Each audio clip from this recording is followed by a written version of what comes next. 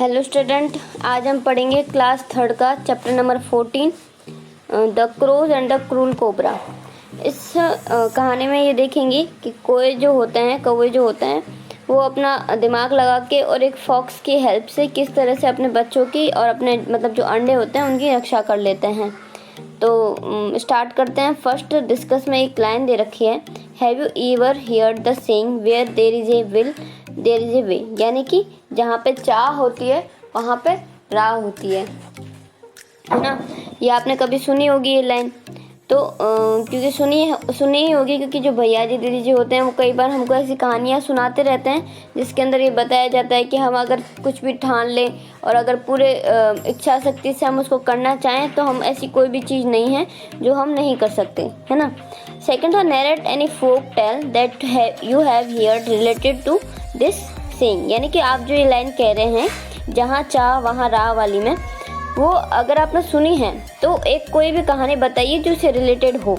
तो रिलेटेड में हम देख सकते हैं जो थ्रस्टी क्रो वाली, हमने जो प्यासा कौवा वाली जो हम कहानी सुनते आते हैं बचपन से, उसमें होता क्या है कि जो कौवा होता है उसको बहुत ज़्यादा प्यास लगती है, वो काफ़ी जगह ढूंढता है पानी लेकिन उसको दिखाई नहीं देता है। एक जगह दिखाई देता है, एक मटके में पानी, बट वो बहुत नीचे होता है, बहुत कम पानी होता है, इसलिए वो नीचे होता है ना, वो पी नहीं पाता है। तो वो थोड़ा दिमाग लगाता है और करता क्या है कि उसके अंदर कंकड़ डालना स्टार्ट कर देता है। कंकड़ डालता है तो उससे क्या होता है कि कंकड़ डाल देता है और उसके बाद में जो पानी होता है वो ऊपर आ जाता है और वो पी के उड़ के चला जाता है। तो इस तरह से हम देख सकते हैं कि जहाँ चाह है वहाँ राह, ये जो स्टोरी मैंने सुनाई वो वहाँ पे रिलेट होती है। और सेकंड स्टोरी अभी हम पढ़ने जाएंगे, है ना। तो लेट्स रीड द स्टोरी, है ना। Once there lived two crows in a tree, है ना। एक पेड़ था, पेड़ के ऊपर दो कौवे रहते थे। They built a nest and the mother crow laid her egg in it, यानी उन्होंने अपना एक घोंसला बनाया। नेस्ट यानी होता है क्या, घोंसला, है ना। और जो मदर क्रो है यानी जो फीमेल क्रो है, यानी फीमेल वाला जो कौवा है, उसने ना अपने अंडे दिए वहाँ पे। Now we shall have some young ones said the crows and they were very pleased, है ना। अब यंग वंस यानी क्या होता है, देखो यहाँ पे मीनिंग मैं आपको बताती हूँ। हाँ, यंग वंस यानी क्या होता है कि छोटे जो बच्चे होते हैं उनको बोलते हैं, है ना।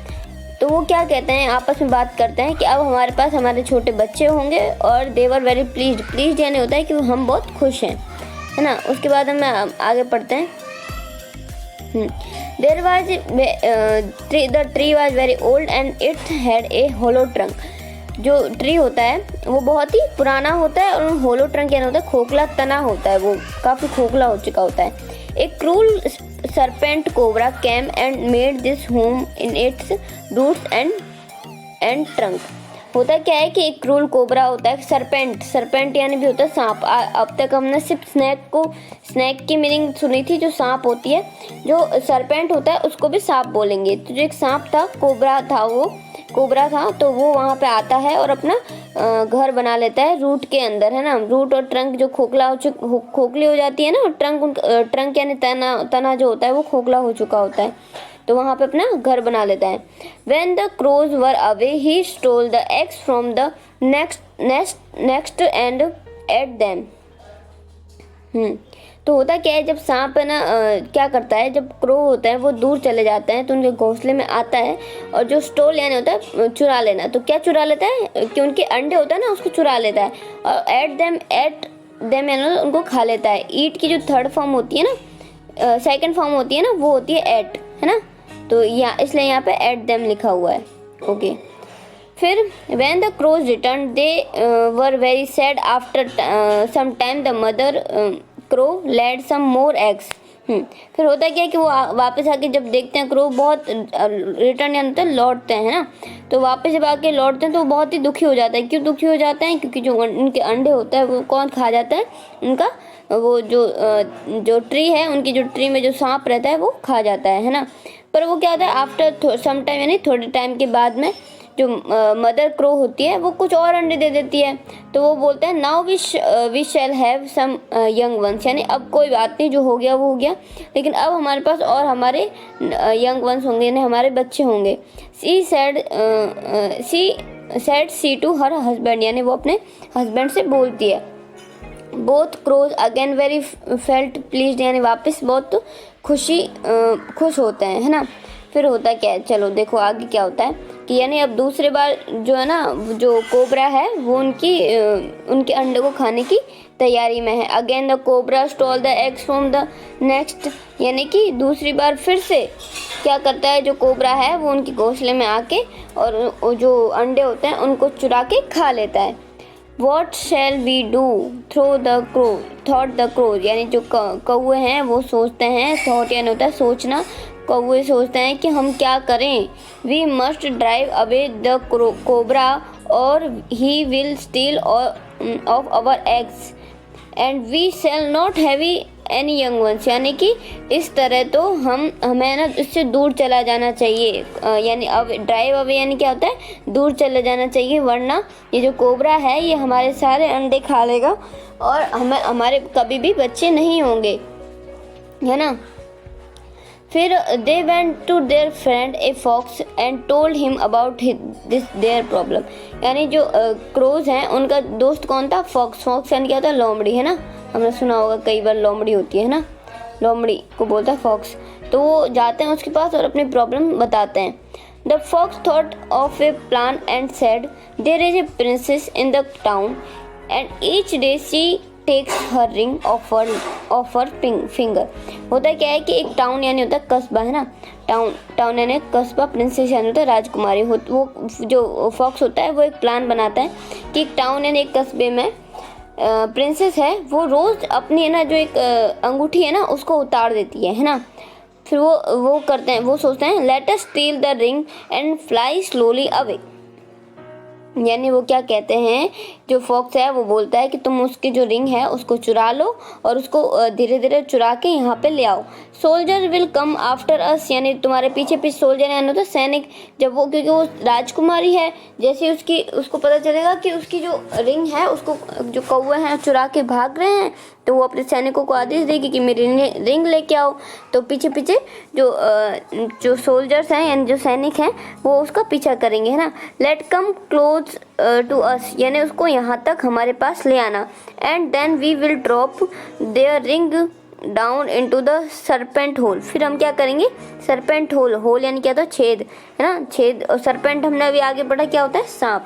तो हम क्या करेंगे कि जो रिंग है उसको ड्रॉप यानी कि डाल देंगे किसके अंदर, जो सरपेंट का जो होल है, उसका जो घर है जहाँ पे सरपेंट रहता है उसके अंदर, है ना।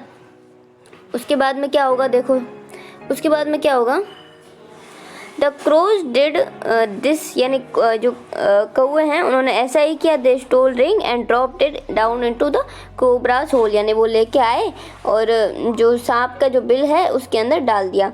The soldier came the chasing the crows and dug the hole with their sharp spear, यानी ये होता क्या है, जैसे वो सोल्जर देखते हैं कि कौवे उनकी राजकुमारी की जो रिंग है यानी अंगूठी है उसको लेके भाग रहा है, तो वो क्या करते हैं, उसका पीछा करते हैं। और चेजिंग यानी क्या होता है, पीछा करना, किसका करते हैं, कौवों का, ठीक है। और क्या करते हैं, वो देखते हैं कि जो कौवे ने अंगूठी उस होल के अंदर डाल दी है, तो वो जो भाला होता है, देखो यहाँ पे चित्र में भी हम देख सकते हैं कि सबके हाथ में भाले हैं ना। स्पीयर यानी होता है भाला, और शार्प यानी तीखे भाले, यानी बहुत तीखे जो भाले थे उनको लेके और जो होल होता है ना उसमें गड्ढा करना स्टार्ट कर देते हैं। तो होता क्या है, वेंद, अब हम सोचो अब कोई छेद है उसके अंदर सांप बैठा हुआ है ना, और हम भाले से उस पर छेद कर रहे हैं या इस तरह से मार रहे हैं, प्रहार कर रहे हैं, तो फिक्स है कि जो सांप होगा उसको लग जाएगी, है ना, और फिर वो मर जाएगा या फिर बाहर निकलेगा, है ना, बाहर निकलेगा, डर के मर गए, हो क्या रहा है। ऐसा ही हुआ। When the serpent came out, they killed immediately यानी तुरंत, क्योंकि उनको भी डर था ना, क्योंकि सांप तो खा जाता है सबको, है ना। तो जैसे वो बाहर आता है, जो सोल्जर होते हैं वो तुरंत उसको मार देते हैं। Thus the crow got rid of the serpent forever, यानी कि अब उनको राहत मिल गई, किसको, कौवों को, सांप से हमेशा के लिए। If we try hard to do a thing, we will succeed। ये देखो कितनी अच्छी लाइन लिखी हुई है यहाँ पे आपके लिए, एक तरह से एक सुविचार दे रखा है कि अगर हम मेहनत करते हैं किसी भी चीज़ के लिए तो हमें सफलता ज़रूर मिलती है, ठीक है। इसलिए कभी भी हार नहीं माननी चाहिए, है ना, हमें कोशिश करते रहनी चाहिए, हमको सफलता ज़रूर मिलेगी, मेहनत का फल ज़रूर मिलता है। तो अब इसके क्वेश्चन आंसर्स देख लेते हैं कि क्या क्या हैं। तो सबसे पहले तो ग्रोसरीज दे रखे हैं, ये सब आपको याद करनी है सारी की सारी, क्योंकि ये एकदम सामने से दे रखी हैं तो अब इसमें बताने की तो ज़रूरत है नहीं कि क्या क्या है। हिंदी अर्थ भी दे रखे हैं और मीनिंग भी दे रखी है ना, स्पेलिंग भी दे रखी है, तो आप सबको याद करनी है और लिखनी है। उसके बाद में हम एक्टिविटी देखते हैं कि क्या क्या है। तो फर्स्ट है, हमको क्वेश्चन आंसर करने हैं, सॉल्व करने हैं। तो फर्स्ट है, वो stole the egg from the nest, यानी कि जो घोंसला है वहाँ से अंडे कौन चुराता है, कौन चुराता है? एक जो स्नैक होता है यानी जो सरपेंट होता है वही तो चुराता है ना। वो चुरा के क्या कर लेता है, खा लेता है ना। उसके बाद में सेकंड है, why were the crows very sad when they return, यानी क्या वो ये क्वेश्चन में पूछ रहे हैं कि जब कौवे लौटते हैं तो वो दुखी क्यों होता है, क्योंकि क्या करता है, जो serpent had stolen their egg and eaten them, है ना। क्या करता है, जो सरपेंट होता है उनके जो अंडे होता है उसको स्टोल कर लेता है और क्या करता है, ईट कर लेता है ना, इसलिए वो दुखी होते हैं। थर्ड क्वेश्चन में देखें, वो स्टोल द प्रिंसेस रिंग, अब किसने स्टोल की थी, कौवा ने की थी, है ना। क्यों की थी, अपने जो बच्चे हैं उनको बचाने के लिए, उनका जो प्लान था सांप से बचाने के लिए, उसके लिए की थी।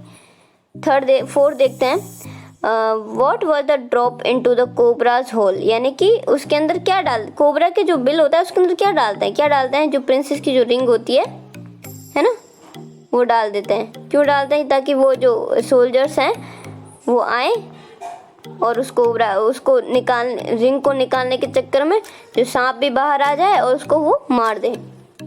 फिफ्थ है, where did the crows go after stealing the ring, यानी कि जो क्रोज हैं वो क्या करते हैं, उसको जो रिंग चुरा लेते हैं उसके बाद में उसको क्या करते हैं, रिंग का तो क्या करते हैं, हमने अभी देखा क्या करते हैं कि वो जो सरपेंट का जो होल होता है, कोबरा का जो होल होता है उसके अंदर डाल देते हैं। उसके बाद में सेकंड एक्टिविटी है कि हमें ट्रू और फॉल्स बताना है। तो फर्स्ट है, the mother crow laid her egg in the nest, यानी कि जो मदर क्रो है वो अपने घोंसले के अंदर वो अंडे देती है, तो हाँ देती है, ट्रू है ये। तो cobra did not steel egg, क्या कोबरा ने ना मतलब अंडे चुराए थे या नहीं चुराए थे, तो ये क्या स्टेटमेंट क्या है, फॉल्स है, ठीक है। थर्ड है, the cobra thought a plan to drive away the crows thought of a plan to drive away the cobra, क्या कोबरा को भगाने के लिए जो प्लान सोचते हैं वो कौवे सोचते हैं, नहीं, कौन सोचता है, फॉक्स सोचता है ना, तो ये स्टेटमेंट भी फॉल्स हो जाएगा, राइट। उसके बाद में the crows crop the ring into the cobra's hole, यानी कि जो कोबरा का जो होल है उसके अंदर जो रिंग है वो कौन डालता है, क्रोज डालता है, तो राइट है, बिल्कुल राइट है, वही डालते हैं, है ना। उसके बाद में सेकेंड एक्टिविटी देखते हैं कि यहाँ पे ना कुछ यहाँ पे ना कुछ स्पेलिंग दे रखी है और यहाँ पे कुछ डायग्राम दे रखे हैं, है ना। तो इनमें से अपन को ना छांटना है कि चित्र देख के कि कौन सा क्या है। तो सबसे पहले देखते हैं, तो यहाँ पे ये क्या है, आउल है, तो फर्स्ट क्या हो जाएगा, आउल, ये हो जाएगा। सेकंड पिकॉक है, तो ये हो जाएगा सेकंड, है ना। थर्ड क्या है, पैरोट है, पैरोट कहाँ गया, पैरोट ये रहा, ये हो जाएगा थर्ड का आंसर, पैरोट। उसके बाद में आगे देखते हैं, ये क्या है, स्पैरो है, तो स्पैरो का ये देखते हैं, ये आ गई स्पैरो, है ना, ये आ गई स्पैरो। उसके बाद में और किसका दे रखा है, पिजन, पिजन यानी क्या होता है, कबूतर, कबूतर का देख लेते हैं, चलो कबूतर कहाँ दे रहा है, पिजन, ये रहा पिजन ना, ये रहा पिजन। तो इस तरह से ये आपको देख के और भरना है कि क्या क्या नाम है। उसके बाद में ये जो बी दे रखा है इसके अंदर क्या कहा है, देखो हम जब है ना एस लगा देते हैं ना किसी मीनिंग के पीछे, जैसे इसमें दे रखा है एस, इसके एग के पीछे एस, स्वॉर्ड के पीछे एस, यानी इसका मतलब क्या हो जाता है कि हमने किसी भी जो शब्द है उसको, वर्ड है उसको बहुवचन में कन्वर्ट कर दिया है, बहुवचन में बदल दिया है ना। जब तक उसके पीछे एस नहीं लगता तब तक क्या होता है, वो एक वचन होता है, और जैसे ही हम एस लगा देते हैं तो वो बहुवचन बन जाता है। तो यहाँ पे कुछ भी नहीं करना है आपको, सिर्फ जितने भी मीनिंग यहाँ पे दे रखे हैं सबके पीछे एस लगा देना है ना। Fingers, fathers, mothers, nests, rings, books, pencils, तो मतलब क्या किया आपने कि जितने भी यहाँ मीनिंग दे रखी हैं उनको एक वचन से बहुवचन में कन्वर्ट कर दिया, बदल दिया, है ना। फिर नेक्स्ट एक्टिविटी देखते हैं, बहुत ही इंटरेस्टिंग है ये वाली। तो कि हम यहाँ पे ना कुछ नाम दे रखे हैं, match the animal with their homes, यानी कि हमको क्या करना है, यहाँ एनिमल्स दे रखे हैं, यहाँ उनके घर दे रखे हैं, हमको मैच करवाना है कि किसका कौन सी जगह से होता है। तो सबसे पहला बर्ड का है ना, तो सबसे पहले बर्ड का ढूंढते हैं। देखो क्या हो सकता है बर्ड का, ये भी नहीं होगा, ये हाँ ये होगा, है ना। बर्ड का कौन सा हो जाएगा, ये, राइट। उसके बाद में सेकंड देखते हैं, हॉर्स यानी क्या होता है, घोड़ा कहाँ रखा जाएगा, देखो ये देखो यहाँ पे से कौन सा होगा, ये वाला होगा, है ना, यानी कौन सा, यहाँ पे घोड़ा रखेंगे तो ये वाला हो जाएगा, अस्तबल बोलते हैं इसको हिंदी में, ठीक है। उसके बाद में तीसरा देते हैं काऊ कहाँ पे रखेंगे, पानी में तो रहती नहीं है, गुफा में भी नहीं रहती, जहाँ घोड़े रहेंगे वहाँ तो बिल्कुल भी नहीं रहेगी, है ना, और एक छोटे से छेद में आएगी नहीं और घोंसले में भी आएगी नहीं, तो कहाँ पे हो जाएगा इसका जो घर होगा वो ये हो जाएगा, ये वाला, ठीक है। फोर्थ देखते हैं लॉयन कहाँ रहता है, बिल में रहेगा नहीं, घोंसले में रहेगा नहीं, और अस्तबल में ऐसे तो रहेगा नहीं बिल्कुल भी, पानी में भी नहीं रहेगा, और जहाँ गाय रहती है वहाँ भी नहीं रहेगा, तो कहाँ पे होगा, जो ये गुफा है इसके अंदर होगा लॉयन का। फिर फिश का देखते हैं, फिश का हमको पता है मछली जल की रानी है, बिना पानी की तो वो रह ही नहीं सकती, तो ये हो जाएगा फिश का हो जाएगा पानी। उसके बाद में माउस का देखते हैं, तो वो कहाँ रहता है, इसके अंदर, जो होल है इसके अंदर, ठीक है।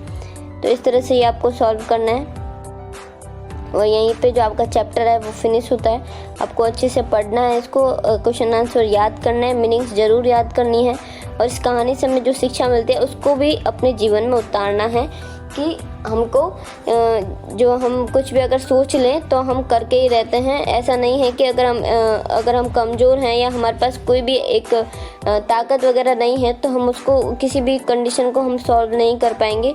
हमें बस अपना जो मन होता है उसको दृढ़ बनाना होता है, फिर हम सारी प्रॉब्लम्स को सॉल्व कर सकते हैं, ठीक है। Okay, thank you.